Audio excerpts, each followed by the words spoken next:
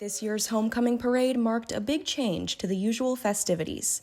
The Kiwanis Fair Parade and Georgia Southern's homecoming parade combined into one, bringing both the university and the local community together to kick off a fun-filled week. The town isn't big enough to have two large-scale parades in 1 week, so joining forces, this is something that I know I personally have been wanting to do for several years, and I truly do think that it's going to be more impactful for just the greater Statesboro community and Georgia Southern, because homecoming is not just a Georgia Southern thing, it's a all Statesboro thing. From university organizations showcasing their pride to local businesses working to get involved with the community, and even political figures campaigning for office, there was a variety of floats showcased Monday night. The men's tennis team has one exceptional player from another country that is standing out. Our cameras were there. If it matters to you, it matters to us. And it all starts right now. And I'm Ashley Watts. Last week, a shooting at Cambridge The Pines left 1 dead and 2 injured. Your newsroom's Hannah Clay gives you the details. Thanks, Cameron. The men's tennis team had a 4-0 victory last weekend. Your newsroom's Javon Adams shows you how one student is helping serve up wins for Georgia Southern. Tomorrow, February 22nd, you can head to the Rack Bouldering Cave and test your climbing skills at Bouldering Night Out. And finally, on Saturday, you can try your hand at clay at the Averett Center for the Arts to learn how to make hand-built ceramics. For now, for Nazaria, and for all of us here at your newsroom, I'm Ashley Watts. We'll see you next week. Retail's Thrift Shop is a nonprofit store that works to raise money for the Humane Society of Statesboro and Bullock County. Retail's manager Christy Garrigus sat down with me to explain all that the thrift store does on a day-to-day basis. Everything we do as a nonprofit, everything we do is donated items that come in. We process them, price them, everything we need to do, and then we get them out on the floor. Everything over our operating costs goes directly to the Humane Society. Funds from retails help to cover expenses like vet bills, spay and neuter vouchers for underprivileged families, and supplies for their fosters. So last year made $148,000. And of that, I would say probably about $80,000 to $90,000 went to the Humane Society. Money from retails also helps to fund the Humane Society's Trap, Neuter, and Release, or TNR program. This program is especially important when it comes to reducing the overpopulation of stray cats in the area. So we provide traps to the public. They come get the traps, go to areas that have feral cats. They trap them. We use Fixing the Burrow. They take them there, they get them spayed and neutered, and we cover the cost. And then they get re-released. That's why it's trap, neuter, release. So they get re-released in the area. I'm Ashley Watts. The men's basketball team is starting off their season with a new head coach.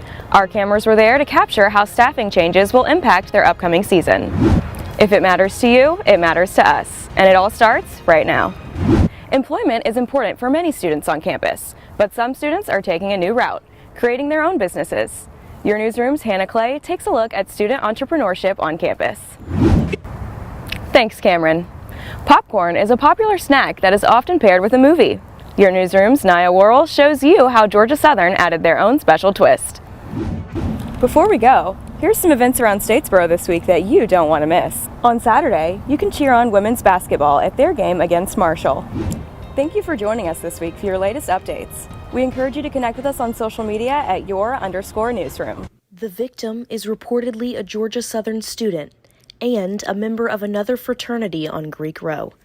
You know, the report is that we have a student who was injured in this situation, and I don't want any students to be injured, you know, due to their interactions with others or being on campus and in and around the campus environment. So I would encourage anyone to come forward. Police are also urging more witnesses to come forward. Statesboro Police Captain Jared Akins emphasized just how crucial eyewitness accounts are to an investigation. At this point in time, we've not had anybody else come forward and talk to us. And, you know, that's tough because the firsthand recollections, the firsthand observations are really what we need. Using a combination of surveillance footage and cell phone video, officers were able to piece together the events that took place late Friday, January 13th. You know, unfortunately, people not wanting to get involved is not an uncommon thing. That's the reason why the PD's invested so heavily in things like the camera system, the fuses system that we have. With the majority of the witnesses presumably also a part of Greek life, Detective Akins has this message for those witnesses who might feel pressured by their fraternity or sorority to stay silent. I would simply say if you really believe in those bylaws and you believe in those codes of ethics that these organizations, these nationwide organizations put out, then you just got to do the right thing. This week on Your Newsroom, I'm Ashley Watts. Students showed their pride on campus in a colorful celebration of National Coming Out Day. We give you an inside look. Fans of Dancing with the Statesboro Stars gathered at a local restaurant to raise money for the competition. Our cameras were there. Dozens of participants competed in the Willie J. Burden Memorial Golf Tournament held by the Sports Management Program. We have the story. If it matters to you, it matters to us, and it all starts right now. For the past 6 years, the Sports Management Program has held a golf tournament in honor of a beloved professor who passed away in 2015. Your Newsroom's Keyjuan Humphreys put together this report. And thank you for joining us this week for your latest updates. We encourage you to connect with us on social media at @your_newsroom. For now, for myself, and for all of us here at Your Newsroom, I'm Ashley Watts. We'll see you next week. Georgia Southern is making plans to upgrade its campus security and surveillance system to a new digital platform.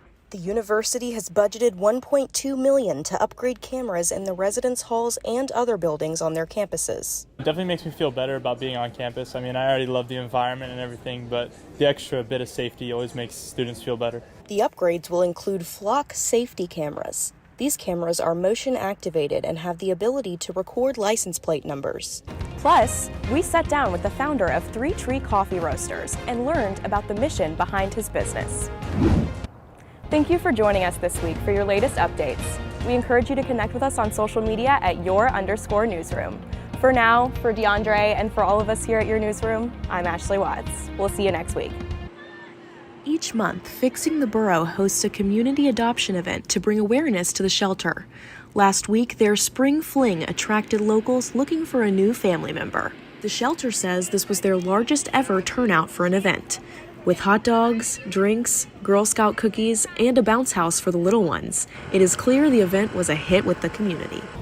Plus, a new exhibit recently opened at the Georgia Southern Museum. We give you an inside look.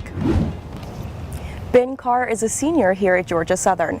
He is the 4th Eagle to compete in the Augusta Masters. Here's Your Newsroom's Keyjuan Humphreys. Are you interested in joining the Your Newsroom team? We're hiring for fall semester. To apply, check the Join Us section of the Georgian website to find our application. For now, for Nakaya, and for all of us here at Your Newsroom, I'm Ashley Watts. We'll see you next week.